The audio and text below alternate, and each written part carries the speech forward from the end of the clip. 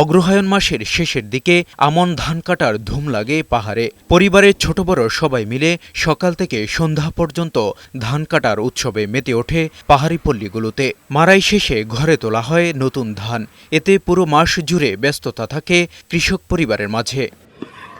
খাগড়াছড়ি কৃষি সম্প্রসারণ অধিদপ্তরের তথ্য অনুযায়ী এবছর ২৯,০৫০ হেক্টর জমিতে ধান আবাদের লক্ষ্যমাত্রা নির্ধারণ করা হয়েছিল। কিন্তু ভয়াবহ বন্যা ও পাহাড়ি ঢলে এবছর খাগড়াছড়ির প্রায় ২,০০০ হেক্টর আমন ধানের জমি নষ্ট হয়। এতে চাষাবাদে ব্যাপক ক্ষতির শিকার হয়েছে কৃষকরা।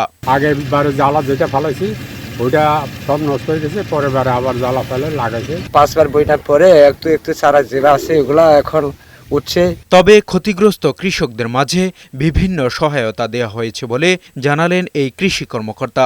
২,০০০ হেক্টর জমি ক্ষতিগ্রস্ত হয়েছে। এই কৃষকদেরকে আমরা পরবর্তীতে আমাদের এই যে রবি মৌসুমে তাদেরকে বিভিন্ন ধরনের শীতকালীন সবজি, বীজ, সার এবং নগদ টাকা আমরা অর্থ সহায়তা দিয়েছি। কৃষকরা বলছেন বাজারে ধানের ভালো দাম পেলে বন্যার ক্ষতি অনেকটা কাটানো সম্ভব হবে। এমজে জুয়েল, বৈশাখী সংবাদ।